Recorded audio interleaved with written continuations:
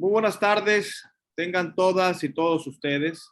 Agradecemos enormemente el espacio que nos brindan, el favor de su atención en un evento tan importante, tan significativo, que es conversando del control de convencionalidad en materia laboral. Esto es un esfuerzo también sin precedente que se realiza a través de la Comisión Laboral de Coparmex Reynosa, y le doy la más cordial de las bienvenidas a nuestro director en representación de Valentina López, la presidenta. Gracias, René, por encontrarte aquí. Muchísimas gracias, doctor. Pues como usted lo dijo, a nombre de Coparmex Reynosa y a nombre de nuestra presidenta, ingeniera Valentina, pues queremos agradecer el espacio pues que nos brindan aquí para llevar a cabo este tipo de actividades. De igual manera a los participantes, al juez Jorge Alberto Camacho, al doctor Guillermo Nieto, a todas las autoridades que están aquí, a la NADE de Tamaulipas, al presidente, a Manuel Barajas. Pues muchísimas gracias por esta oportunidad de estar aquí participando con ustedes. Y bueno, pues... Gracias, René. Me voy a permitir, doctor. Si me permites un segundo, René, perdón. Si me permites un segundo, claro, para presentar a Manuel Barajas, Bambrilia, quien es el presidente de la sección Tamaulipas de la Asociación Nacional de Abogados de Empresa. Manuel, bienvenido a esta tu casa, y tu servidor como presidente del Colegio de Abogados y Abogadas en Derecho del Trabajo. Queremos darle la más cordial de las bienvenidas a nuestros invitados de lujo, a nuestros amigos, principalmente al juez Jorge Alberto Camacho Pérez y al doctor Guillermo Nieto Arreola. Y una vez hecho lo anterior, pues ahora sí, mi estimado René, los micrófonos son tuyos.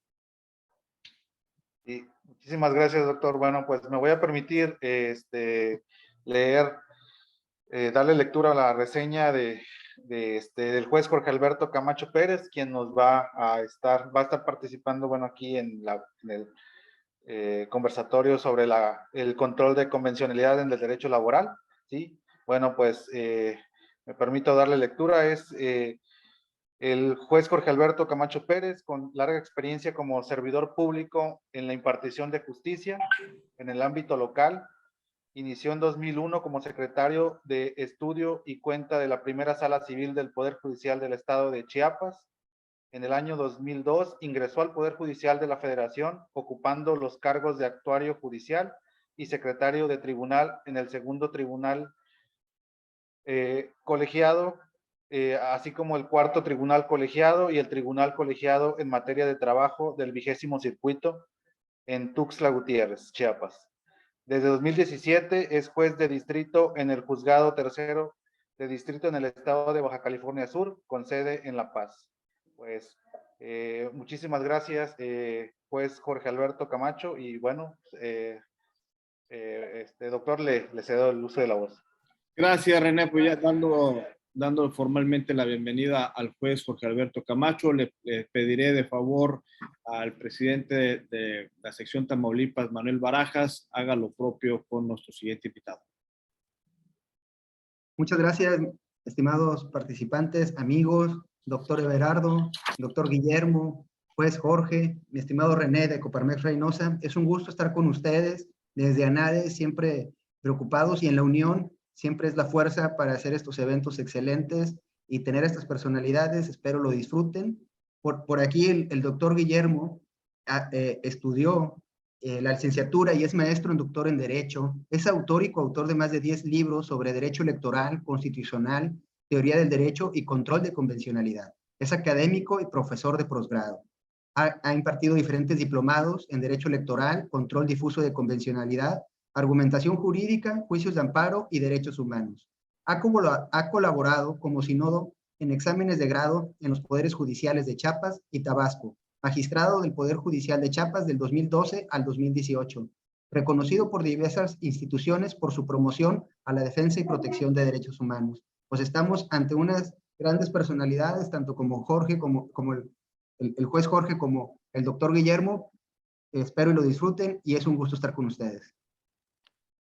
Muchísimas gracias, Manuel. Gracias por esta reseña de nuestros invitados de honor. Gracias, René, por tu participación. Agradecerles infinitamente a los invitados, por supuesto, a los expositores, a quienes nos están acompañando en esta tarde vía remota, conversar acerca del control de convencionalidad en materia laboral. Sin duda lo que me lleva es a recomendar ampliamente esta gran obra publicada por nuestros invitados, el juez Jorge Alberto Camacho Pérez, el doctor Guillermo Nieto Arreola, y comentábamos hace unos instantes, antes de entrar a esta formalidad de este evento, que es una obra demasiado digerible. Y ya de por sí decir esto del control de convencionalidad es un reto muy amplio y los autores lo han logrado. Decimos que la transformación del derecho del trabajo en México lleva 6 momentos importantes: la reforma constitucional de derechos humanos, el expediente Varios 912 diagonal 2010, el caso Radilla Pacheco, la contradicción de tesis 293 diagonal 2011, la reforma laboral, por supuesto, el TEMEC, y recientemente el 6º momento, la contradicción de tesis 351 diagonal 2014. Y de estos 6 momentos de la metamorfosis del derecho del trabajo, de estos 6 momentos, 4 lo mencionan los autores en esta magnífica obra, El control de convencionalidad en la impartición de justicia en México. Y vamos a dar paso de manera aleatoria, estimado juez, estimado doctor, estimado amigo juez, de entrada preguntar, ¿qué es el control de convencionalidad? Y la pregunta obligada, ¿también aplica en nuestra materia el derecho del trabajo? Y pues si gustas, ahí nos podemos ir conversando sobre estos temas. ¿Qué tal? Muy buenas tardes, doctor Everardo, René, Manuel, mi querido amigo Memo, y a todas y todos nuestros participantes. Pues como bien señalas, es un tema complicado hacerlo un poquito digerible, porque pues es una figura nueva que vino a transformar la forma de impartir justicia, ¿no? Y finalmente, pues bueno, control, o sea, una forma más de ponerle pues un candado a las autoridades de que no tengan actos arbitrarios contra la ley. En un principio, pues bueno, el sistema que nosotros conocemos o con el que crecimos estudiando, pues fue a través de los juzgados federales, ¿no?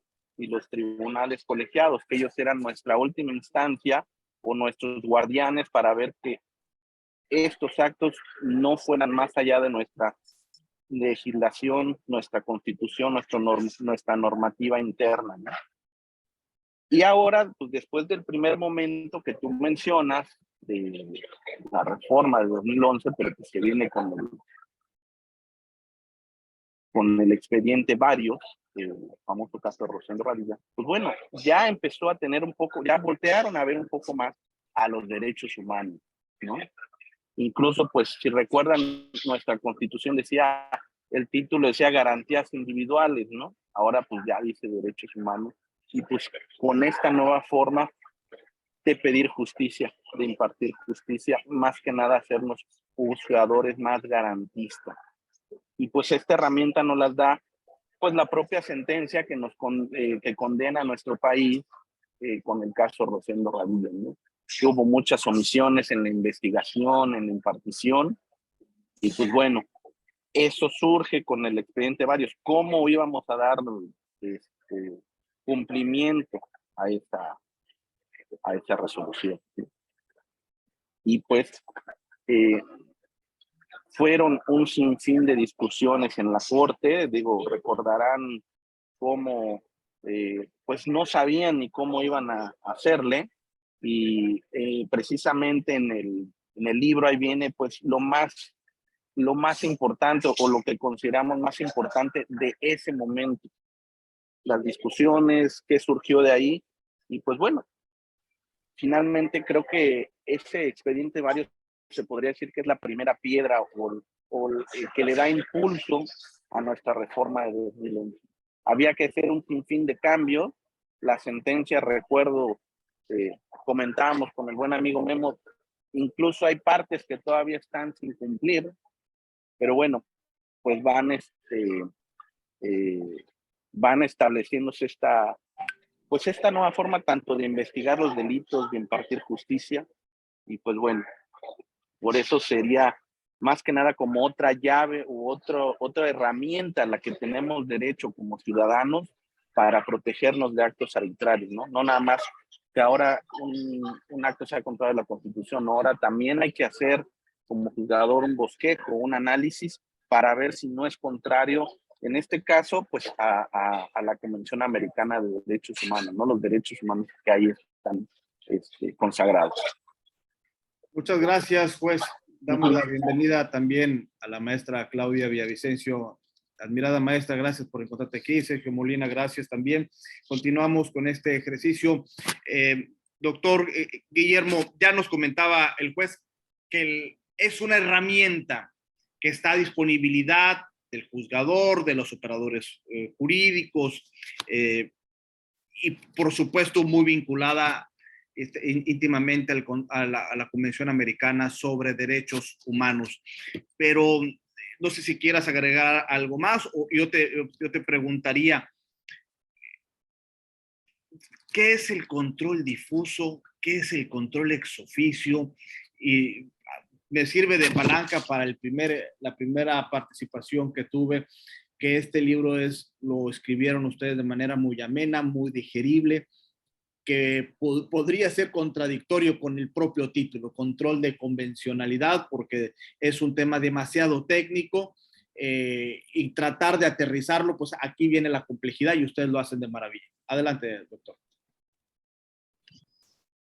Muchas gracias, doctor Everardo. Te saludo con aprecio a ti y a todos tus paisanos que están escuchándonos y nos están viendo. Saludo con mucho afecto a mi amigo, mi hermano Jorge Camacho, amigo de batallas profesionales y batallas de la vida. Gracias, amigo. Pues bueno, el tema del control de convencionalidad, como bien señalaba Jorge, ha sido un tema complejo a raíz de que no existe, yo creo, así lo pienso, no existe todavía toda una dogmática del control de convencionalidad. Ese es el primer punto. Posteriormente, habría que señalar que el gran empuje de este modelo de control era la necesidad de que la Corte Interamericana le dijera a todos los Estados miembros y por consiguiente a todos los órganos de la Administración de Justicia que se convertían hasta cierto punto en guardianes de la propia convención. Al ser guardianes de la propia convención, había que diseñar un modelo que permitiera distinguir entre los modelos de control constitucional de los estados partes, que cada uno lo tiene diseñado a modo con sus propios bloques de constitucionalidad, y un modelo de control convencional que viniera a distinguirse y que además complementara el modelo de respeto a los derechos humanos. El control de convencionalidad pues viene siendo un examen de compatibilidad, un análisis de compatibilidad, de coherencia de las normas nacionales con la Convención Americana, sus protocolos y las resoluciones que emite la propia Corte. Esto significa que en la medida en que los jueces se han obligado y han aceptado la jurisdicción de la Corte Interamericana, pues sus jueces, sus autoridades deben hacer en el marco de su competencia y con las reglas procesales todo lo posible porque la Convención Americana de Derechos Humanos pues tenga vigencia y tenga un impacto en el ámbito interno. Por esa razón, el expediente Varios 912, pues sí fue una especie de balde de agua fría para la cultura jurídica mexicana, pues porque había que romper con el paradigma del control único que tenía, el control concentrado que tenía el Poder Judicial de la Federación. Recordemos que en ese expediente varios, como bien lo detalló Jorge, pues no solamente se habló de la obligatoriedad de las sentencias de la Corte Interamericana, sino que además se dijo que cuando México no fuese parte, solamente iban a tener un carácter orientador. Y hay que decirlo, por el tema de la contradicción de tesis reciente 351 del año pasado, del 2014, resuelta el año pasado, respecto a los 3 primeros pasos que se señalaron en ese expediente varios. Porque por un lado se habló de la famosa interpretación conforme en sentido amplio, en donde todas las normas pues deben analizarse, compatibilizarse a la luz de los derechos humanos de cualquier fuente, no importando de la Constitución y por supuesto de los tratados internacionales en los que México haya sido parte. Y no solamente se hablaba aquí de un derecho internacional de los derechos humanos, sino además que podían haber tratados internacionales en exprofesos de derechos humanos, como el Pacto Interamericano, como la propia Convención, pero también tratados internacionales que no son de derechos humanos, pero que sí contenían algún derecho humano, como es el caso del Tratado de Libre Comercio, el Tratado de Viena y bueno, el TEMED, que tiene cuestiones de derechos de autor e industrial, etcétera. Entonces, en un segundo momento se habló ahí de la interpretación conforme en sentido estricto para que cuando hubiese más de una interpretación, se eligiera aquella que se le diera el mayor beneficio a la persona. Conocido esto como el principio pro persona. Entonces, en ese expediente se habló primero de la interpretación conforme en sentido amplio y luego se habló en sentido estricto, que vino a ser el pro persona. Y que si en caso de que ninguna de las dos fuese posible, es decir, que la norma no tuviese ni esa correspondencia, esa compatibilidad con el derecho internacional de los derechos humanos, o bien teniendo dos interpretaciones no fuese posible aplicar una de ellas, evidentemente que pasábamos al tercer paso, que era la inaplicación. Sin embargo, hay que decir algo. En el segundo paso de este expediente, la Corte omite hablar de las antinomias, ¿no?, jurídicas, porque solamente habla de las antinomias interpretativas en el paso segundo, donde dice si hay dos interpretaciones, aplicamos la que mayor beneficio otorgue, pero nunca habla de que si hubiesen dos normas contradictorias. Eso tendría que lo tuvo que estar desarrollando con posterioridad la doctrina del control de convencionalidad. Y todos estos enfoques que se dieron en Colombia, en Argentina, en México, y por supuesto de la propia, los propios criterios del Poder Judicial Federal y los criterios que estaba manejando la Corte Interamericana, parecía que la falta de diálogo jurisprudencial, que yo creo todavía continúa, no nos permitía establecer unas bases sólidas para poderlo entender. Y es así que, bueno, con este control de convencionalidad, de que los tratados de derechos humanos se maximizan aún más para proteger a la persona, pues obviamente el derecho laboral obtuvo pues una ventana mayor. Recordemos, ustedes son especialistas en ello y tal parece que el trabajador pues ahora tiene todo un cúmulo, ¿no?, de mayores beneficios. Sin embargo, como vamos a ver más adelante, tiene sus reglas y sus propios límites. Gracias, doctor. Qué importante es esta figura del expediente varios 912/2010 y como bien lo comentaba el juez Jorge Camacho, es la primera piedra de este edificio, se construye con este expediente en donde los ministros en pleno no tenían conocimiento de qué era lo que les correspondía hacer. Estimado juez Jorge Camacho, ¿alguna línea del tiempo que nos aconsejes para ir armando este rompecabezas del control de convencionalidad y poderlo aplicar a nuestra materia, el derecho del trabajo? Ya nos mencionaba que es el expediente varios. Después, ¿qué sigue? Para poder llegar a lo que nos ha dicho el doctor Guillermo, de la contradicción de tesis 351 diagonal 2014? ¿Cuál es el impacto? ¿Por qué siempre hacemos esa referencia de estas sentencias emblemáticas? Bueno, la siguiente fase, pues definitivamente, pues bueno, es nuestra reforma de 2011. Recordemos que hubo dos, una del 6 de junio, que me parece que es la constitucional, luego la del 11 de junio de ese mismo año, que tiene que ver con ya la ley de amparo. Y pues de ahí, en el caso creo que en el caso laboral, vendría a ser lo que mencionabas hace rato de la reforma de 2012 de la Ley Federal del Trabajo. O sea, sin duda fueron cambios incluso procesales y de derecho sustantivo que creo que en alguna charla que tuvimos, pues mencionábamos mucho, tuvo que ver pues un poco de intervención de los Estados Unidos por virtud de los tratados que imperaban en esa época, ¿no? Porque pues había empresas que no podían, por ejemplo, hacer efectivos algunos juicios, entonces pues sí hubo un cambio pues netamente sustantivo y adjetivo en esa materia, podríamos decir.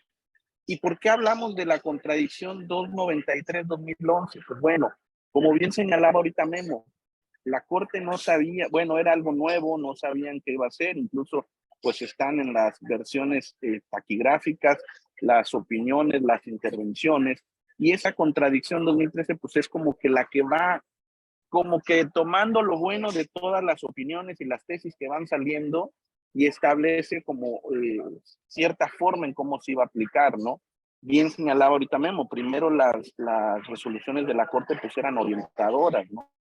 Esa ya las empieza a ser un poco vinculantes si México era parte, pero incluso comentamos en el libro que iba a faltar, o sea, como toda nueva figura jurídica le iba faltando, le analizábamos las ventajas y las desventajas, y una cosa era de que, pues bueno, no permitía, por ejemplo, hacer un análisis como ahora con la nueva contradicción de tesis 151-2014, se quedaba corta, decía, bueno, nada más para ciertas legislaciones, incluso cuando hubiera esas antinomias, debía de preferirse la que se apegara más a la Constitución, como que había un poco de resistencia a que entrar a los tratados internacionales era como que, pues vamos a equiparar nuestra Constitución con los tratados internacionales y nos vamos a abrir mucho, como que vamos a perder como que la soberanía judicial de nuestro país, pero pues no, era precisamente adecuarnos a este nuevo sistema, ¿no? Ese sería pues otro punto primordial de la línea del tiempo.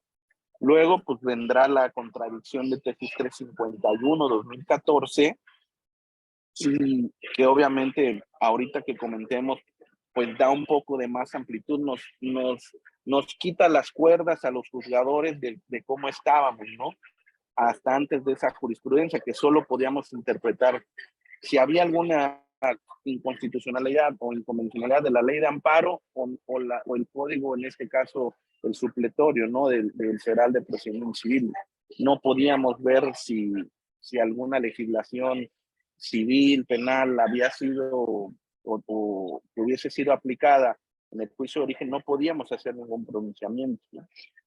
Y pues ya la siguiente línea del tiempo pues sería las recientes tesis que acaba de sacar la Corte, en creo que su rubro establecen pasos a seguir, que recuerdo que son 4, y la otra que dice que pues el juzgador puede hacer o no un pronunciamiento de inconstitucionalidad, de inconvencionalidad, que acaban de salir ahorita en junio de 2022, pero pues eso de que nos deje si lo podemos hacer o no, o que si no lo hizo se debe de entender que consideró que el precepto o la ley aplicada es constitucional, pues volvemos a lo mismo, ¿no? O sea, como que no me queda muy claro, o sea, que ya somos jueces interamericanos, que debemos de vigilar los derechos humanos, o sea, que nos lo hagan valer o no las partes, pues nosotros debemos de ver si algo es contrario a nuestra normativa interna o a la normativa internacional, ¿no?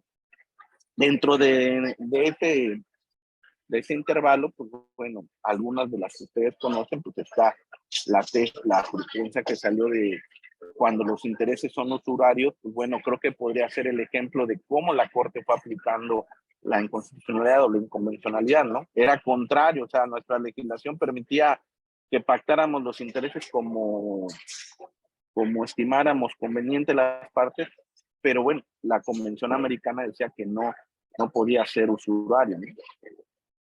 Estas considero yo, salvo aquí nuestro amigo que con mucho respeto, como le digo, me lleva más horas de vuelo en la academia y en publicación de libros, pero siempre tan sencillo y tan humano a invitarnos a colaborar.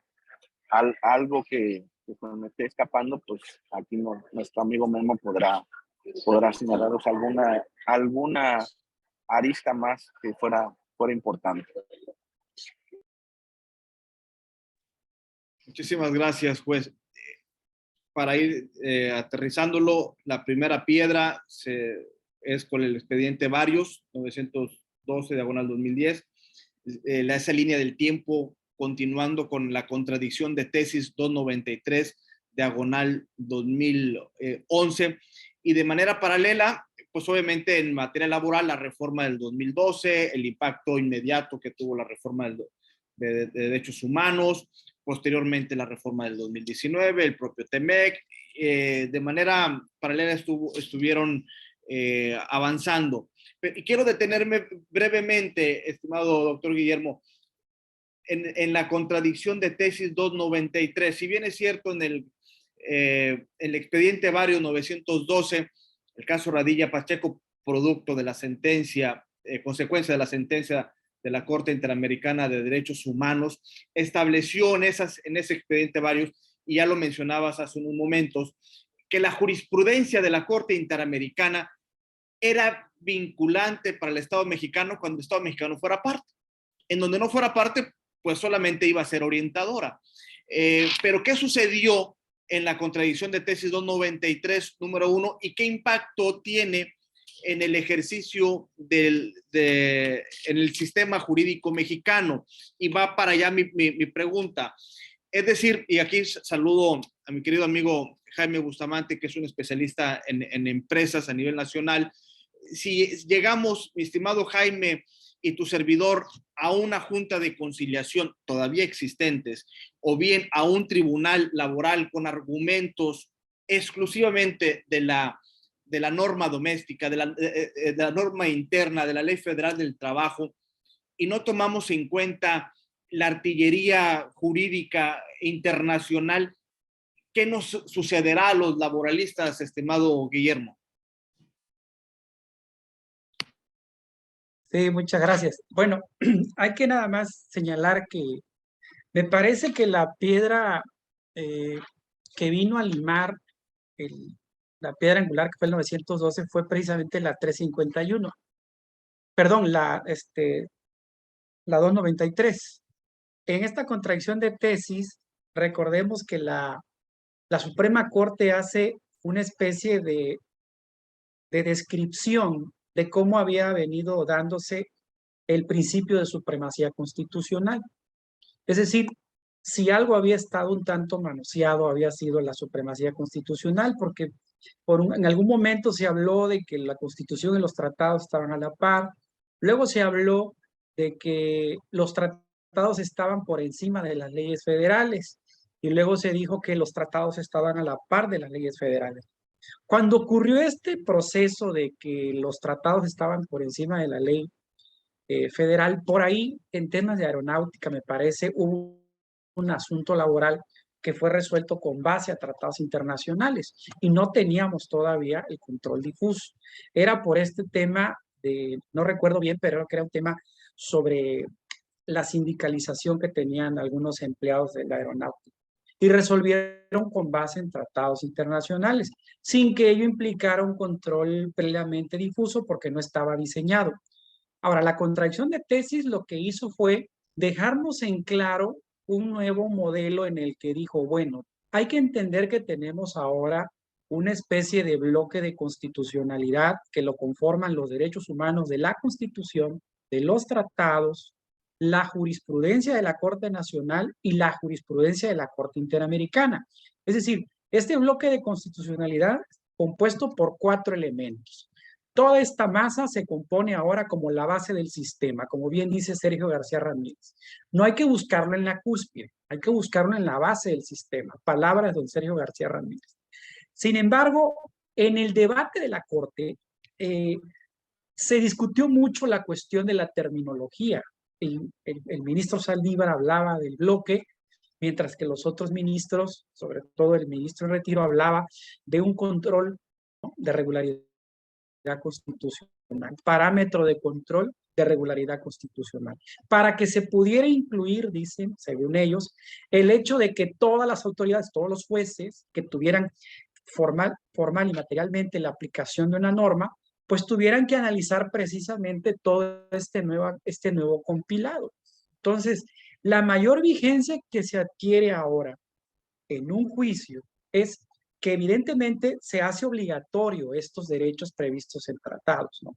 Ahora, entramos en un detalle porque recordemos que la cuestión laboral, pues es un sinnúmero, tiene su propio bloque de derechos humanos. Es decir, tenemos muchos derechos que están en materia internacional que México ha reconocido y que de algún modo, con todo lo que sucedió con la reforma, pues vino a darle una vigencia mayor, ¿no? Y aparentemente con esta vigencia mayor, aún así, como en todos los juzgados, la mayor parte de los juzgados, pues habían resistencias de decir, voy a traer una norma internacional, sobre todo en materia de derechos humanos. Ahora, lo que hay que analizar es eso. Se trae las normas internacionales de derechos humanos, se traen todo lo que tenga que ver con la cuestión sustantiva de derechos humanos. Ahora, si hay una incompatibilidad tanto sustantiva, actualmente ya incluso adjetiva, que la ley que pueda regular el acto reclamado es contrario a este bloque, pues evidentemente tendrá que inaplicarse. Pero aquí entramos en terrenos bastante delicados, porque tiene que ver con cuestiones muy técnicas. Porque, por ejemplo, el trato ante un juicio en materia laboral, pues no es el mismo, y lo digo como es, no es el mismo del trabajador que para el patrón. Entonces, el patrón, como persona moral, y más adelante lo quiero señalar, como persona jurídica, pues él tendrá otro tipo de protección. Pero eso no quiere decir que esté ajeno a la convencionalidad, ¿sí? Entonces, este bosquejo de convencionalidad nos da beneficios siempre y cuando en el tratamiento de un juicio en materia sustantiva hay una desventaja, haya una conculcación a derechos fundamentales, porque eso es lo que no hay que perder de vista. Aclaro, aunque la Corte Interamericana nos deja muy claro que no hay derechos humanos para las personas jurídicas, aunque, como ustedes han de saber, en el caso Cantos contra Argentina, se abre la posibilidad, ¿no?, de que las personas físicas, en este caso empresas, pues puedan reclamar derechos fundamentales que son importantes, inherentes en su función y que tiene que ver con su patrimonio, porque ese creo que es el talón de Aquiles en esta parte del control de convencionalidad. Ese es un punto ahí, gracias doctor, el punto toral de la parte de la eficacia horizontal de los derechos humanos, que ahí nos involucra a quienes representamos empresas, ya representa de por sí solo un riesgo muy latente, un riesgo de posible violación en el tema laboral de los derechos humanos en el ámbito laboral de las personas trabajadoras. Y aterrizarlo, por supuesto, que las personas jurídicas tienen esos ciertos derechos humanos.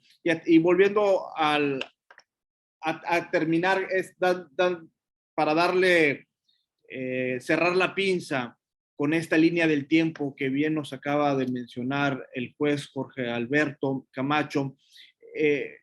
Estimado juez, ¿qué impacto tiene ahora sí la contradicción de tesis 351 diagonal 2014?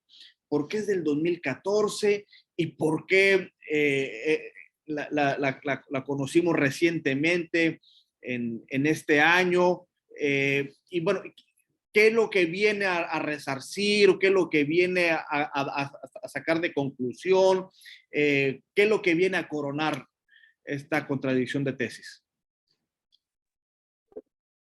Bueno, pues es un expediente de 2014, como bien señalas, pero recordemos que en la Corte a veces no hay términos para resolver, o sea, las contradicciones de tesis, bueno, pues a veces tardan por lo complejo del asunto o porque hacen un poco más de estudio y pues bueno, por eso tardó tanto en llegar a esta contradicción, porque precisamente el tema es un poco, como bien lo señalamos, complejo, difícil de aterrizar. Y pues bueno, vino a resarcir, considero, lo que la 293-2011 no pudo abarcar en el momento en que esta nació, ¿no? Recordemos esa 293-2011, pues bueno, ahorita lo señalaba Memo, hasta los propios ministros tenían diferencias en cómo le iban a llamar a esta nueva figura jurídica y trató de cubrir todos los espacios, pero pues bueno, nuestro derecho es cambiante y más esta figura que abarca cuestiones internacionales, ¿no? Esa 293, lo comentábamos hace rato, pues no nos permitía a los juzgadores analizar si algún ordenamiento fue aplicado en el juicio de origen. Nada más nosotros podíamos analizar la legislación que nos rige a los jueces federales, nuestras actuaciones, Ley de Amparo y Código Federal de Procedimiento Civil. Y esta 351, precisamente en la primera, se podría decir en el primer bosque, casi en la primera edición que ya estaba autorizada después de que Memo y servidor revisamos el libro, hacíamos esa crítica a la 293, que faltaba ese paso, que a los jueces nos dejábamos, no nos permitían, se podría decir, actuar con un poco de más amplitud. Y justo en el inter, ¿verdad, Memo? De que íbamos a mandar ya el libro a la imprenta, ya le habíamos dado el ok. Recuerdo que era una noche, le digo, amigo, creo que nos acaban de dar en la torre a la última parte del libro. Ya me comentaron, ya, bueno, vi que ya salió la 351-2014. Voy a tratar de conseguir el engrose, porque pues los engroses también tardan. Estudiarlo. En lo que lo circulan y todo. Y le digo, lo vamos a tener que estudiar y parece ser que vamos a tener que cambiar. Y ya después de que lo comentábamos varias noches, fines de semana, pues Memo acertadamente dice, vamos a tener que modificarlo porque pues ya nuestra crítica ya quedó obsoleta o ya quedó superada con la nueva tesis, que precisamente era eso, ¿no? Que no dejaban abarcar más. Si un juzgador de amparo veía que desde un inicio esta norma no la debió de haber aplicado el juez del fuero común o el juez que conoció el juicio de origen, pues no podíamos hacerlo, ¿no? Entonces hubo que volverlo a reescribir y pues para lo que venimos señalando en el libro, ¿no? Los aciertos, lo que estimamos que falta, en este caso de estas piedras angulares que hemos comentado. Y pues bueno, ya finalmente Memo me dijo, de una revisión más, ya hay que mandarlo porque si no nos va a ganar otra tesis que vaya a salir. Y pues bueno, nuestro libro finalmente es de diciembre de 2021, por eso no abarca las nuevas tesis que acaban de salir, pero pues sí,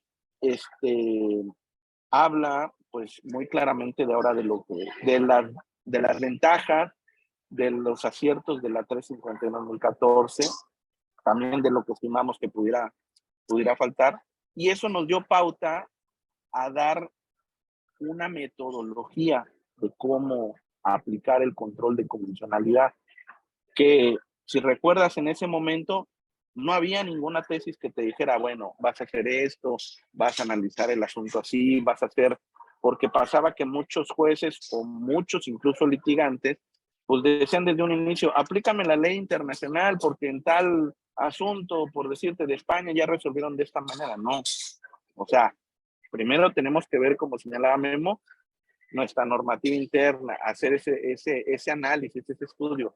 ¿Qué tengo a nivel internacional? que tengo a nivel nacional interno, ver qué protege más en este caso a la persona, y resolver. Y si eso no me da la solución, pues ya lo inaplico y digo por qué. Pero ninguna tesis lo decía hasta ese momento, ¿no? Entonces, nosotros nos atrevimos a señalar una metodología que la nuestra es de 9 pasos, la de la Corte creo que es de 4, lo que mencionan en la nueva tesis que acaba de salir de julio.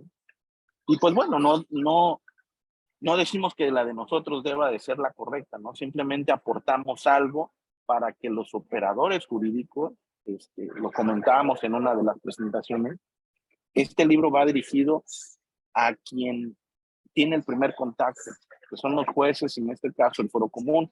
En el caso de ustedes en el ámbito laboral, pues ahora los nuevos jueces de distrito, de tribunales laborales, que yo es lo que le decía a un amigo del consejo, no sé por qué les pusieron tribunales laborales si son juzgados de distrito en materia laboral, federal, o para que vean cómo, porque les puede suceder que desde un inicio ellos no vean una norma y ya tienen una herramienta, ¿no? Y es lo que creo que nos deja, pues, esa 351-2014, como todo nuestro derecho. Va mejorando, va abarcando más temas, más aciertos, pero pues llevamos 11 años de esta reforma y tenemos buenas bases, pero todavía nos falta, ¿no? Todavía falta esa resistencia de algunos operadores de que pues veníamos de un sistema legalista y dar pauta ya a un sistema de derechos humanos y ahora a nivel internacional, ¿no? Cuesta más como juzgador, sí, tienes que leer más, tienes que ver, ¿qué tal caso? Pues bueno, si te lo citan, por lo menos leer para ver si es aplicable o no y decirle en este caso al abogado postulante, bueno, pues no aplica por esta situación, no vieron lo mismo. Como le hacíamos antes, pues con las tesis que nos citaban y que tenemos que decir por qué no era aplicable el caso o por qué sí la adoptábamos, ¿no? Es lo que considero de esa 351-2014. Gracias, pues, y sobre todo que también nos deja muy en claro esta 351/2014, que utiliza el término control de convencionalidad, control constitucionalidad de manera diferente, lo hace como una especie de sinónimo para efecto de la propia sentencia y aterrizándolo a nuestra materia, estimado doctor, el control de convencionalidad, si bien es cierto, como ya lo mencionaron ustedes, es esa herramienta que confronta una norma interna con una externa, internacional, que tenga aspectos de derechos humanos, pero para quienes representamos empresas, para la entidad corporativa, guardando la proporción del término, también estamos obligados en la parte interna a confrontar nuestra normatividad corporativa, es decir, nuestro código de conducta, código de ética, reglamento interior de trabajo, que no vaya en contradicción con algún tratado internacional. No solamente es para un tema jurisdiccional donde se encuentra obligado las personas juzgadoras en este país en el ámbito laboral. También lo podemos utilizar este ejercicio en la parte corporativa. ¿O qué nos comentas, doctor? Perdón, ¿puedo intervenir tantito, Bernardo? Sí, adelante. Sí, para complementar y a ver si nos pueden ayudar en esta parte corporativa, si la ponderación de derechos en los que van a revisar en la convencionalidad, en la parte para el empresario, que también, vamos a decirlo, los derechos humanos que va a velar, ¿qué protección tiene para ellos en esta ponderación? En lo mismo como lo acaba de comentar Everardo, pero ¿en qué parte pueden poner a la empresa y en qué parte pueden poner al trabajador? Gracias.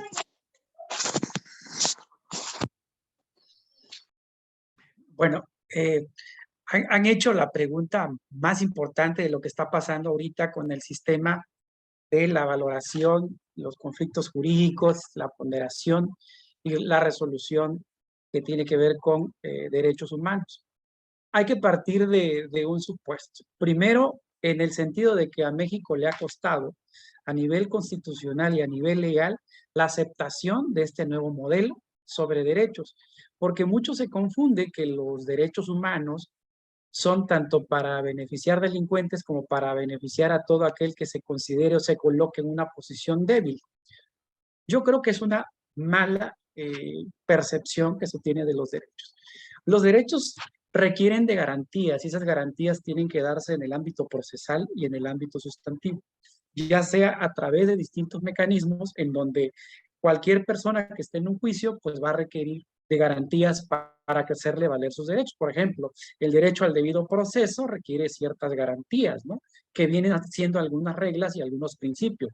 Algunas reglas procesales como notificarte, como el hecho de tener derecho a una defensa adecuada, etcétera. O bien aquellos propios derechos humanos como el derecho a probar, ¿no? El derecho a contradecir, esto dependiendo en cada procedimiento. Sobre la primera pregunta respecto a si las empresas tendrían que en su codificación, en su reglamentación interna, optimizar derechos que están en un tratado internacional, pues lo ideal sería que sí, para evitar de algún modo pues caer en una contradicción dentro de un juicio que saben que van a salir perdiendo, ¿no? Eso de entrada, cualquier particular, cualquier autoridad que cumpla funciones o que su reglamentación esté basada en una cuestión de legalidad, pues puede incluso tener carácter de autoridad y cualquier individuo puede decir, ¿sabes qué? La reglamentación que me están aplicando durante tales jornadas, etcétera, que ustedes la conocen bien, es violatoria de derechos humanos o bien de los tratados internacionales, ¿no? De la OIT, etcétera. Creo que lo ideal sería eso. El gran problema radica en esta parte, en donde cómo permear los derechos no solamente hacia el ámbito público y hacia el ámbito privado. Precisamente uno de las cuestiones que amplió el interés legítimo, el interés jurídico y la parte del amparo contra particulares es esta, de que pueda el ciudadano, cualquiera, decir, bueno, yo me encuentro en una desventaja porque fui a que me contrataron, salí embarazada y me despidieron, ¿no? O bien, porque estoy en dos sindicatos, me dicen que ya no debo pertenecer a uno, que yo renuncie al otro. Cuestiones de ese tipo que desde luego a veces la normatividad legal, la normatividad interna, quizá no lo prevé, pero aquí es donde se hace un estudio de ponderación. Ahora, la segunda pregunta que me parece es esencial, y yo sé que esto les quita el sueño a muchos empresarios, es por una razón que no se ha podido, digamos, dilucidar adecuadamente por dos razones. La primera, por una cuestión teórica, y la segunda, por supuesto, por una cuestión jurisdiccional. En la primera, recordemos que el concepto de derechos humanos tiene como base humana. Por tanto, todos los derechos inherentes a ella, pues, entendiendo dignidad como una cuestión de trato, como una cuestión de estatus, es decir, de que yo quiero lograr, o de respeto, o de valor, pues eso sustenta los derechos humanos, sobre todo el tema de las libertades, libertad de tránsito, de expresión, etcétera, son aquellos inherentes a nuestra propia persona. Ahora, ¿qué ocurre?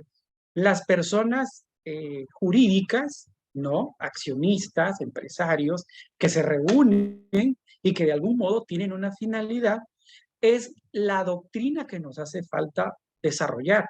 Aún con ello, la Corte Interamericana creo que dio muestras en este caso que señalé, el caso Cantos contra Argentina, en donde dice que la posibilidad de la ampliación de la persona, porque si ustedes leen la Constitución en el artículo primero dice todas las personas y no distingue entre físicas y jurídicas. Dice, todas las personas gozarán de los derechos humanos previstas en esta Constitución y en los tratados internacionales, de los que México sea parte. Entonces, este problemita teórico de la parte de persona, cuál es el alcance de la protección, me parece que nos da dos dimensiones. En la primera, la parte sustantiva de la persona humana como tal, que tiene sus distintos medios para hacer valer en un juicio sus derechos, o bien violaciones por actos de autoridad o por leyes que sean inconstitucionales o inconvencionales, pero por el otro están las personas físicas. Y si bien la Corte ha dicho, la Corte Interamericana ha señalado que no gozan de titularidad porque no son personas humanas, esto no quiere decir que no haya un alcance de protección. Y el alcance de protección, ¿en qué sentido va? Bueno, en México ya la Suprema Corte se ha pronunciado y existen algunas tesis aisladas que les voy a compartir respecto a cómo las personas jurídicas pueden ejercer el control de convencionalidad. Entonces, no sé si me vaya a permitir, Everardo, se las envíe por este medio, con todo gusto, pero por ejemplo, las personas jurídicas gozan de derechos en una amplitud respecto al objeto que tienen encomendado y a sus fines, ¿no? Porque si no sería un absurdo que el concepto de persona quedara limitado respecto a solamente darle mayor protección a una persona humana, por ejemplo, en un juicio. En un juicio hay garantías sagradas. Esas garantías sagradas, ¿cuáles son? Pues la seguridad jurídica, la legalidad, ¿no? La propiedad en el caso de los particulares. Y por tanto, se han pronunciado ya algunos criterios en donde se señala que las personas jurídicas tienen derecho a un control de convencionalidad en razón de derechos y obligaciones de cuestiones, por ejemplo, de acceso a la justicia, por un lado, seguridad jurídica. Por ejemplo, imagínate que hay o que no hubiese una notificación y que se llevara a cabo un embargo sin una notificación. Aquí no necesitamos ser personas físicas y humanas para resentir en una propiedad, porque la protección de la convencionalidad para el caso de las personas físicas habla muy claramente respecto a socios, integrantes o accionistas, ¿sí? Todos en su conjunto tienen una finalidad, porque están defendiendo un capital y una propiedad que también es un derecho humano, que no es solamente de un ente, que no solamente es un ente abstracto, es un ente material, porque cada uno tiene su propiedad y cada quien tiene sus familias. Entonces, evidentemente que hubiese una violación a derechos fundamentales en el tema de la propiedad. Pero, ¿qué sucede si no hay igualdad de circunstancias en un juicio? Si le notifican al trabajador y al patrón no, evidentemente se altera la seguridad jurídica, porque nos van a recaer una sentencia en donde ni siquiera estamos sabiendo cuál es la normatividad aplicable. Al violentarse la seguridad jurídica, inmediatamente hay que requerir por violación procesal. Entonces, solamente para recapitular, los temas de acceso a la justicia, seguridad jurídica, legalidad, en temas de el ejercicio ante otra persona. En este caso, igualdad de las partes. Es un tema inacabado, lo aclaro, es un tema inacabado que le falta todavía mucho desarrollo, que creo que si entendemos los derechos humanos en una progresividad, tendríamos que hablar que el concepto de persona pues tiene que ir protegiendo también un poco más a las personas jurídicas, a las personas morales, porque de algún modo hay ejercicio de derechos y por supuesto que estos derechos, como cualquier otros, siempre van a estar en riesgo. ¿Puedo hacerte un comentario, Guillermo, si me lo permites, doctor Everardo? En poner un ejemplo en lo que pasó con el COVID, al derecho a la educación. El Estado tiene derecho a la educación y no había internet en ciertas áreas, porque fue por medios digitales, ¿no? Y entonces los particulares, las empresas, pues empezaron a dar este servicio de internet. En algunas áreas, otras áreas fue el Estado se intervino, pero vamos a las que no. Y ahora, este derecho humano a la educación, la empresa puede ser responsable porque no le dio internet a una zona indígena para la educación en derechos humanos.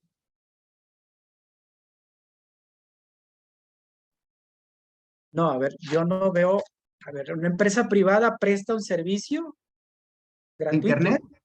Ajá. Ajá. ¿Pero gratuito o cómo lo presta? Gratuito, ajá. O Y porque para una zona indígena. A ver, si actuó como en cumplimiento de una ley de educación, pero actuó en cumplimiento de una ley educativa que el gobierno le dijo, vas a tú dar el internet, ¿así? Ajá, ajá. Si actuó bajo el amparo, y Jorge lo tendrá la mejor contestación, si actúa bajo el lineamiento de una norma en cumplimiento de una función del Estado, sí hay responsabilidad, pero si no, no le veo por dónde. ¿Por qué? Porque en ese caso se colocaría como autoridad responsable en caso de no proporcionar el servicio, salvo lo que diga Jorge. Pues es que me recuerda mucho ahorita con lo que ha pasado con Comisión Federal de Electricidad, que volvemos, ya es una empresa pues, donde es una empresa estatal y pues bueno, hay un sinfín de jurisprudencias ahora que nos hablan que que pues como es empresa, algún incumplimiento lo tienen que reclamar a través de la vía oral mercantil, porque ya cambió su status quo, podríamos decir, ya no es parte del gobierno, sino ya es una empresa y pues bueno, hay cierto dinámica. La única parte que recuerdo, por ejemplo, la Comisión Federal, que en la que sí se podrá considerar como autoridad es cuando se niega a otorgar un servicio de energía eléctrica. Pero aquí habría que ver, por ejemplo, trasladándolo al ejemplo que menciona Manuel, pues bueno, hay que ver cómo iba a ser ese servicio gratuito. O sea, si estaba obligado a darlo en este caso el Estado, y después a través de una concesión o a través de, en este caso, entiendo que fue a través de una concesión, oye, yo no lo puedo brindar, como por ejemplo, te dice el servicio de transporte, bueno, yo lo voy a otorgar, pero habría que ver cómo nació esa obligación para ver si encuadra dentro de una, tiene el carácter de autoridad aún siendo particular, ¿no? Creo que ahí estaría más la clave de cómo se prestó ese servicio. Porque si fue una solicitud de la comunidad a una empresa prestadora, bueno, pues estaríamos en un acto comercial. Pero si se sustituyó a la empresa, el Estado dijo, no puedo llegar, no tengo la tecnología para llegar hasta allá, pero tú sí la tienes, bueno, te doy esa condición para que tú hagas el servicio, pues bueno, ya estaríamos en un acto de particulares que pudiera encuadrar dentro de lo que la ley de amparo pues le da el carácter de autoridad, ¿no? Pero sí habría que ver con mucho detalle el origen de esa prestación de ese servicio, porque pues ahora el servicio de internet pues en esa época se volvió pues la herramienta fundamental para brindar las clases, ¿no? En aras de proteger un derecho de la salud de los que prestaban el servicio de educación como de los propios gobernados y los hijos de los gobernados, ¿no? Muchísimas Muchísimas gracias. gracias. Pues ya tenemos cerca la hora de la transmisión, concluir yo en lo personal con una interrogante más y concederle, si no tiene inconveniente, el uso de la palabra a la maestra Claudia Villavicencio para que nos haga ahí sus comentarios y su pregunta relacionada. Mi tema es la pregunta diseñada para este evento. ¿Cómo aplicar el control de convencionalidad, esa herramienta, estos pasos? Porque para quienes representamos empresas, significa un alto reto poder aterrizar todo lo que ustedes en esta tarde lo han hecho de manera sencilla, y hasta parece que el control de convencionalidades, como ir a pedir un café a un Oxxo, a un Super 7, y no es así. Vaya, no es así de sencillo, no es así de fácil. Esa es mi pregunta, y antes de que me conteste cualquiera de nuestros invitados, maestra Claudia Villavicencio, si quiere utilizar la palabra, por favor. Muchas gracias, doctora Everardo. Gracias a los excelentes expositores. Mis preguntas solamente van enfocadas en dos sentidos: en atención a la conciliación laboral, que es uno de los ejes más importantes de la reforma. Escuchándolos desde este principio por persona, la base de los derechos humanos y el principio de convencionalidad y el control que debe haber desde ahí, me surgió la duda si, por ejemplo, pudiera promoverse la nulidad de un convenio de conciliación donde se estime, más allá de que hubo la renuncia a algún derecho adquirido, que en se está violentando, digamos, en una interpretación ampliada desde el principio pro persona, alguno de los derechos de la persona trabajadora, es decir, no solo desde una cuantificación, que es lo que comúnmente se estima para promover la renuncia de un derecho adquirido de una persona trabajadora, que no se desglosaron las cantidades, etcétera. Pero escuchándolos hablar de esta parte por ejemplo, el principio tutelar del trabajo, es justamente tener relaciones que promueven la dignidad humana y el equilibrio en los factores de la producción. Desde esa interpretación ampliada, por ejemplo, podría promoverse la nulidad de un convenio de conciliación porque se estime que no solamente se renunció a un derecho por una cuestión de orden económico, por una estimación de una cuantificación, sino porque con motivo de se está dejando de advertir alguna circunstancia que dejen vulnerabilidad a la persona trabajadora. Si bien es cierto el convenio es un acuerdo de voluntades, este puede llegar a estar afectado por este tipo de circunstancias. Me surgió esa primera, y la segunda, relacionada con la Ley Federal del Trabajo, estableció excepciones al procedimiento de conciliación. La primera de ellas está basada en la violencia laboral, la cuestión de discriminación por raza, sexo, religión, preferencia sexual, etcétera. En mi experiencia he visto que los jueces laborales han sido un tanto formalistas en algunos casos. Si la persona trabajadora al momento de colocar su demanda no refiere de manera específica por qué se sintió discriminada y al criterio del juzgador, advierte que no le está proveyendo elementos mínimos que le permitan ver que está en ese supuesto, lo que hacen es remitirlo a la autoridad conciliadora. Y entonces ahí, hablando de derechos humanos y principio pro persona, creo que en esa parte se están viendo limitados a únicamente a ver si yo me sentí discriminada por alguna de esas circunstancias. Por ejemplo, hubo una trabajadora que vino a la oficina del Centro Federal refiriendo que había sido discriminada por tener VIH. El 685 eterno habló de discriminación por cuestiones de salud. Y en una interpretación legalista, el centro dice, no, el tribunal dice, toda vez que no estén las excepciones por causales de discriminación, agota la instancia. Entonces, ahí entra la parte de no solo advertir una circunstancia de orden formal en una cuestión de tipificación de orden legal, y después el reto es para la persona, también para la función conciliadora, de que entonces también desde toda esta interpretación del principio pro persona, de que todos estamos obligados a observar, existe una gestión del conflicto donde no existe el mínimo riesgo de que con motivo de esto se vulneren también los derechos de la persona trabajadora. Son los dos planteamientos que quería referir al respecto. Maestros. Muchas gracias. Sí, muchas gracias. Muy interesante lo que dice. Perdón, me la adelanté a Jorge, pero es que si no, es que de hecho te iba a decir porque cuando estaba haciendo las preguntas la abogada, vi que ya tenías como que tenías algo en mente y de hecho te iba a decir que adelante. Sí, muy provocativa el caso. Vean, solamente quisiera ilustrar dos cuestiones. La primera, el principio pro persona, recordemos que es una técnica hermenéutica que nos sirve, y yo me atrevería a decir, es una técnica de selección, de norma o de interpretación. O sea, si hay dos normas que se contradigan, porque que regulen el mismo derecho, pero se contradigan, hay que escoger aquella que le dé mayor beneficio.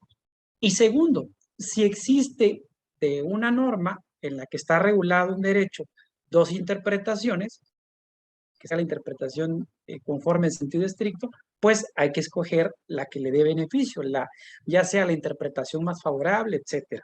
¿Por qué señalo esto? Porque es una técnica, no es el se me ocurre, ¿no? Es una técnica.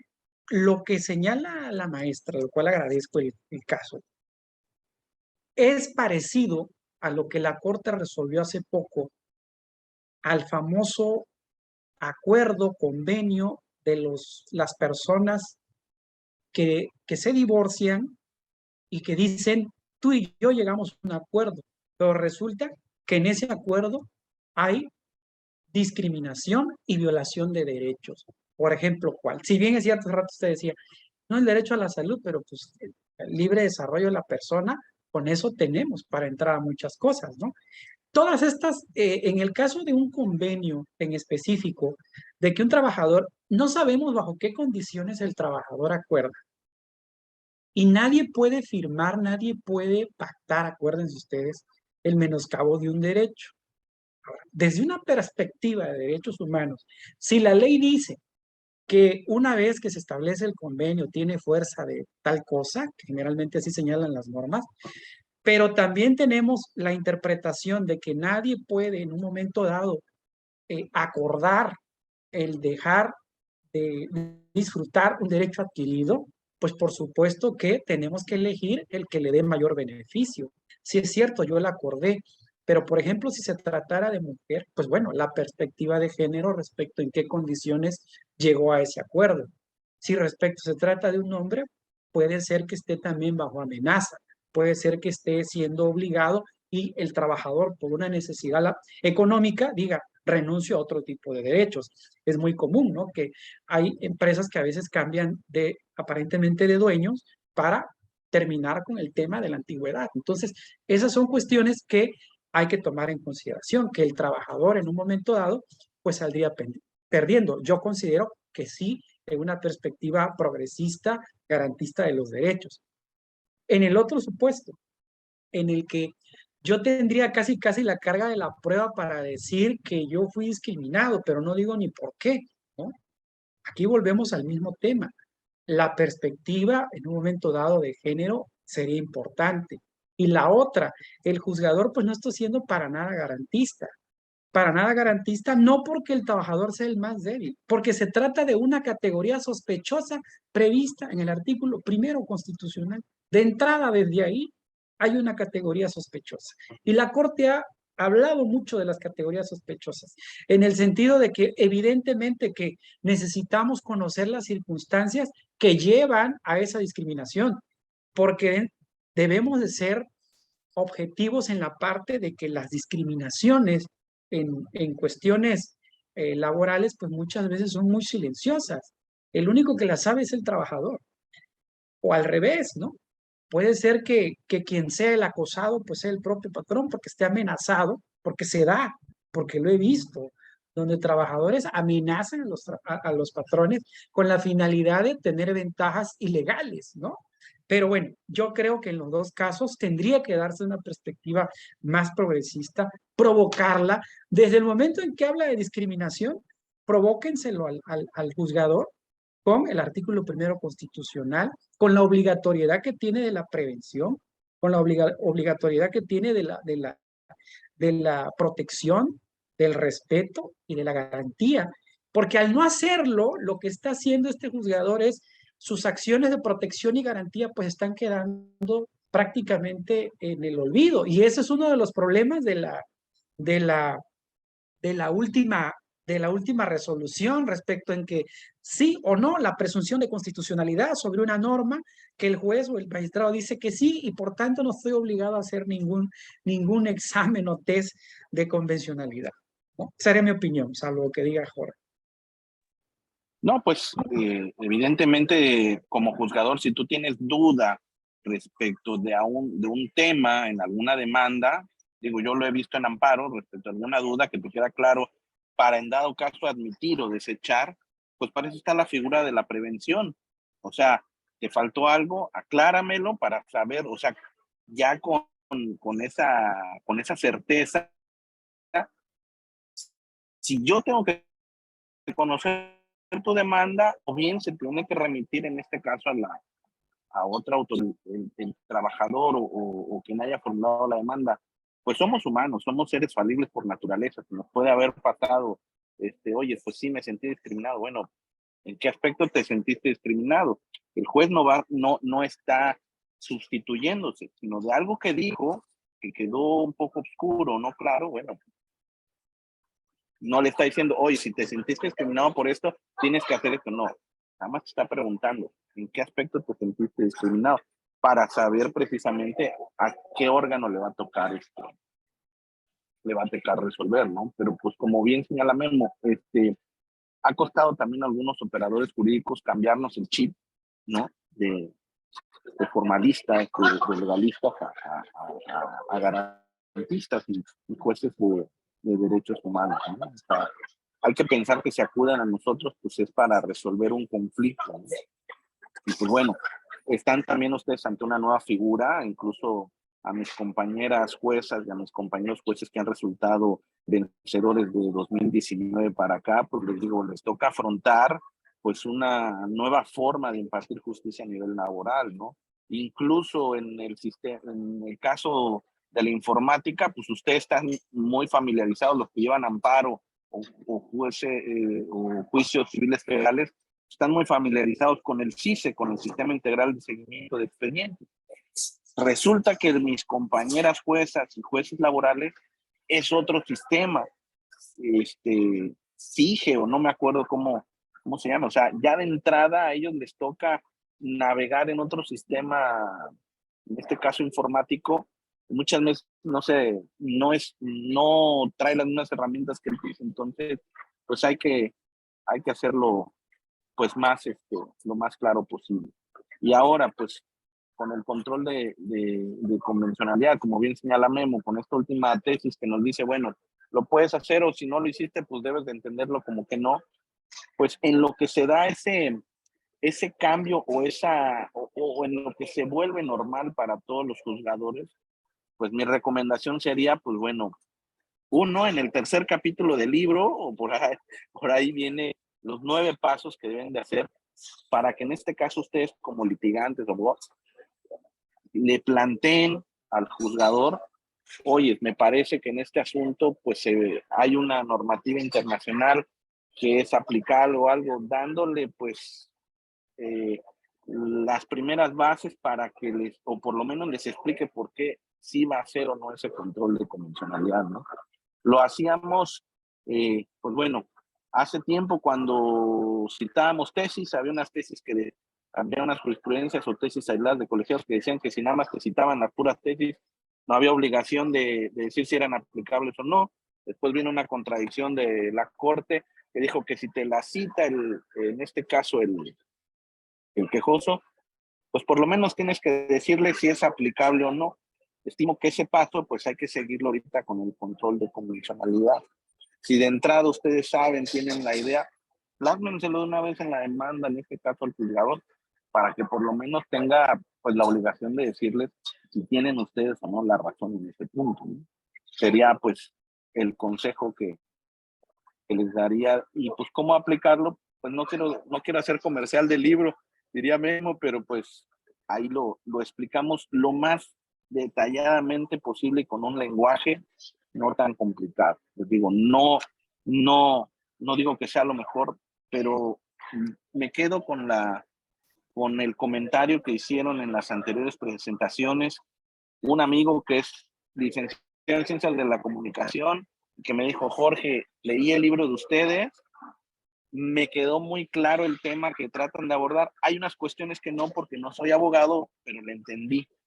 Y si llegamos al pensamiento de un comunicador, pues estoy seguro que de abogados litigantes, de operadores jurídicos, de juzgadores, pues vamos a llegar con mayor amplitud, que esa es la finalidad, ¿no? O sea, ¿sabes qué? Así lo puedes aplicar, estimo yo.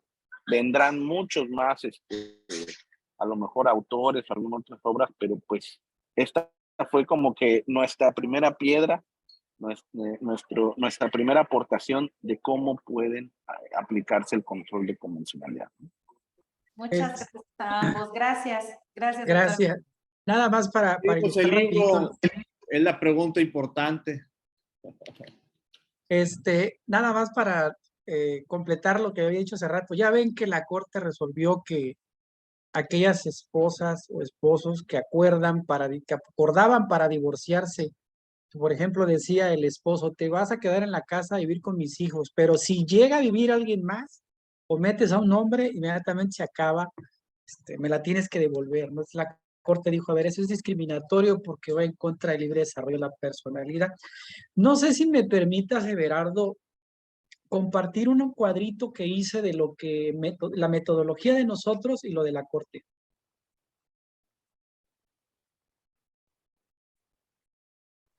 Perdón, ya eres confitrión desde el inicio, doctor. Es que no lo encuentro, a ver.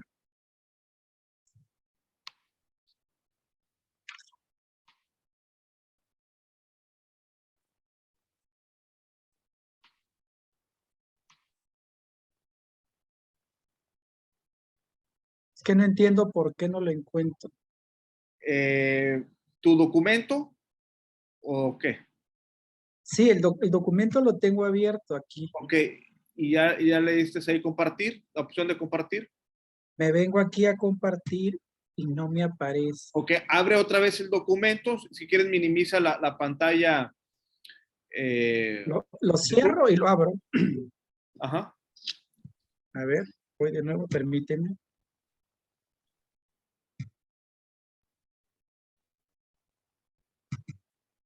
Ándale, puede ser eso. A ver, aquí estamos.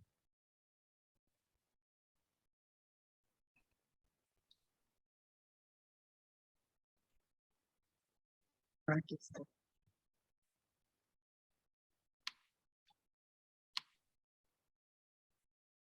¿Sí aparece? Es ya. Ok.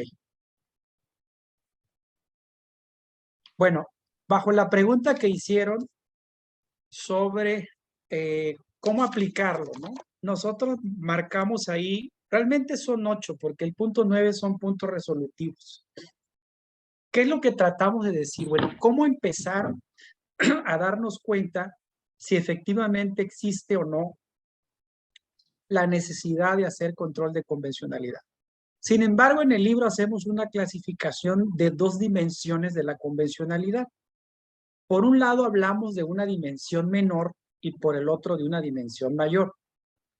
Lo que sucedió fue que Eduardo Ferrer MacGregor tiene un ensayo muy interesante sobre el control de convencionalidad y él ahí dice que hay una dimensión fuerte del control de la convencionalidad que consiste en que el caso extremo es inaplicar la norma porque no fue conforme o porque a pesar de que elegimos una y otra, de todas maneras la norma choca y por tanto es inconvencional. De esta idea de Ferrer MacGregor, pues evidentemente si nos dice que hay una dimensión muy fuerte, pues tiene que haber una que no sea tan fuerte. Entonces, nosotros hicimos 2 dimensiones, menor y mayor. En la dimensión menor es donde no inaplicamos, pero recurrimos a los principios de interpretación conforme y pro persona. Es decir, el problema se salda con argumentación jurídica, pero eso no quiere decir que no se utilice control de convencionalidad, porque precisamente al hacer interpretación conforme, al estar trayendo todo el bagaje del derecho internacional, pues es evidentemente que estamos haciendo convencionalidad. Y cuando elegimos una norma frente a la otra que da un beneficio, ya sea la que mayor amplitud dé o aquella que menor restrinja, pues también estamos haciendo control de convencionalidad. Ahora, cuando no se puede ninguna de las dos, se inaplica. Pero entonces teníamos que partir de algo principal. Entonces, el paso número 1 es, de lo que viene en nuestro libro ahí trabajado, es el análisis de la naturaleza del caso. Hay que analizar si efectivamente cuando nosotros estamos viendo que derivado de las cuestiones fácticas, ¿no? El caso amerita una interpretación o simple y sencillamente lo puedo aplicar porque hay presunción de constitucionalidad, como lo dicen ahorita en el último criterio. Pues si el caso es fácil, es decir, si no tiene un problema de antinomia, si no tiene un conflicto normativo, si no hay un conflicto de derechos, pues no requiere de algún modo tener que estar haciendo un análisis de convencionalidad. Entonces, por lo tanto, yo me quedaría en el número 1. Sin embargo, si el asunto no es fácil, es difícil porque tenga una laguna, porque no haya estado relacionado con la cuestión internacional, porque haya que hacer esa compatibilidad, pues vamos al siguiente paso, ¿no? Del lado derecho encontramos que la Corte dice, vamos a identificar el derecho humano. Nosotros decimos analizamos y la Corte dice, vamos a analizar, a identificar el derecho humano. ¿Bajo qué condiciones fácticas y probatorias, dice, ¿no? Está la posible violación? Lo habla de una manera muy genérica. Ahora, para poder, una vez que analizamos la cuestión fáctica, que en palabras de Guastini vendría siendo pues un proceso de interpretación concreta, pues hay que pasar al proceso de interpretación abstracta, es decir, hay que analizar ahora el universo normativo. ¿Qué dicen las normas? ¿Realmente tienen un conflicto sustantivo que están regulando el mismo derecho? ¿Realmente las dos normas hablan del mismo derecho? ¿No? Sería el siguiente paso. Claro, en el libro va mucho más explicado. plantear la posible armonización o conflicto. A ver, la norma nacional, la norma secundaria, la puedo armonizar con el derecho internacional, la puedo armonizar con el derecho que está en el tratado, lo que pudiera ser la interpretación conforme. Pero también puedo advertir, aquí tenemos un conflicto normativo y al haber el conflicto normativo, pues necesariamente tengo que entrar al principio pro persona, porque hay que decirlo, se pueden resolver asuntos solo con interpretación conforme y sin usar pro persona, porque puede ser que no haya un conflicto normativo. Pero además, si lo hay, entonces el principio pro persona es un complemento de el principio de interpretación conforme. Y obviamente, si voy a usar el principio pro persona porque hubieron dos, hay un conflicto y hay uno en donde creo que le da beneficio, paso al paso número 4. Tengo que optimizar el principio en armonía o en conflicto. Es decir, tengo que decir por qué le voy a dar mayor utilidad o mayor validez a uno. Estamos en el terreno de la argumentación jurídica, ¿no? Y bueno, una vez que se ve esto, pues tendría que hacer el pronunciamiento de la convencionalidad, ya sea en su dimensión menor o en una dimensión mayor. Es decir, si solo me quedo con los principios de interpretación conforme o pro persona, o sin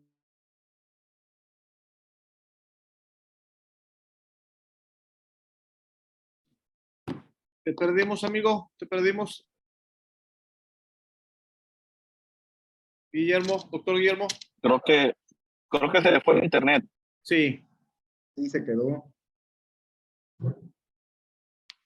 friseado. Ahorita se activa.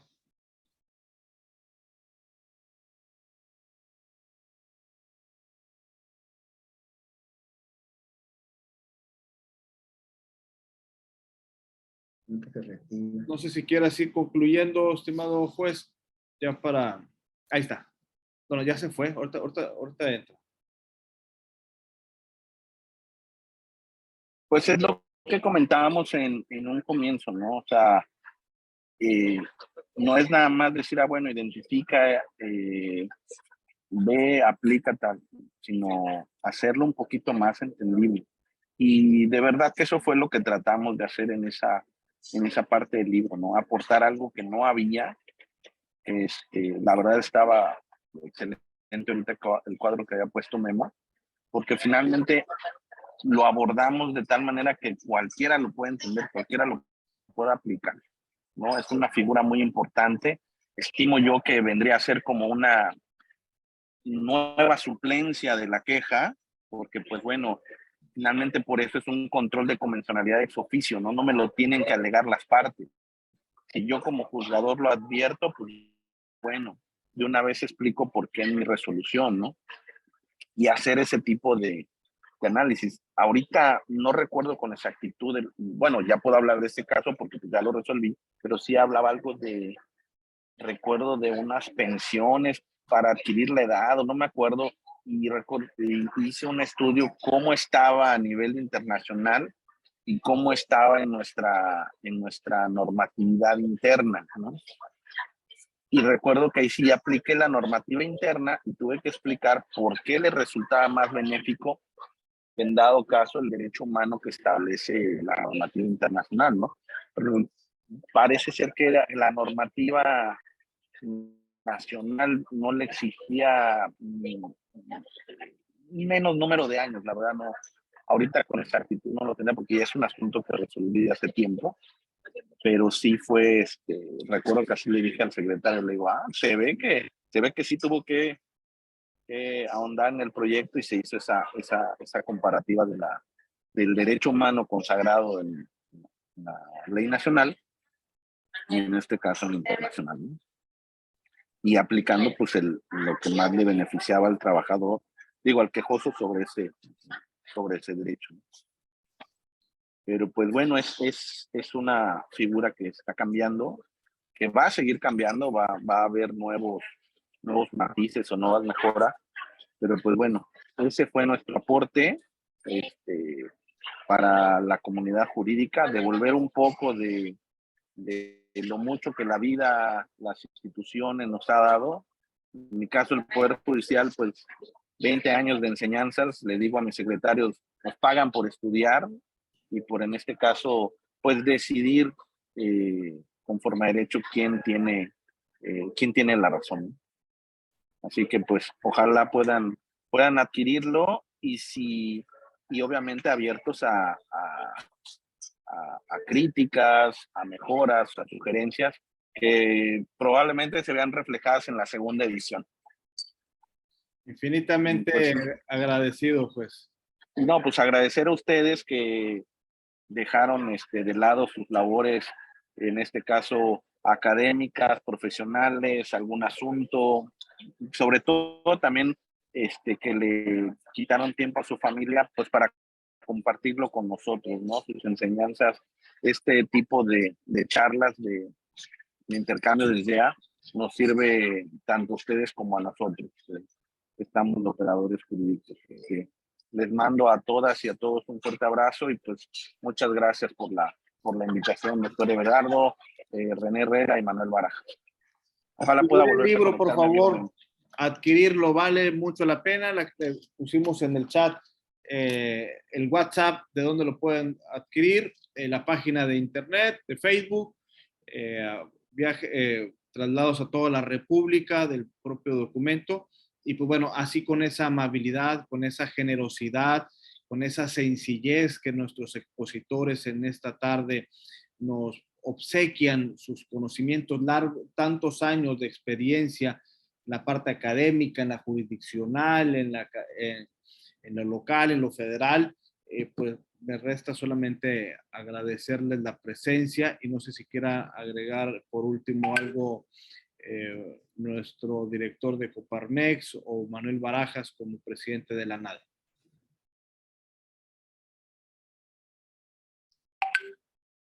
Solamente agradecer aquí al doctor Everardo, al juez Jorge y al doctor Guillermo, a Coparmex por traernos a estos buenos expositores. Gracias, Everardo, por organizar esto y en conjunto, pues, seguir trabajando para que en esta materia de derechos humanos realmente establecer un buen vínculo entre las empresas y los patrones y los trabajadores.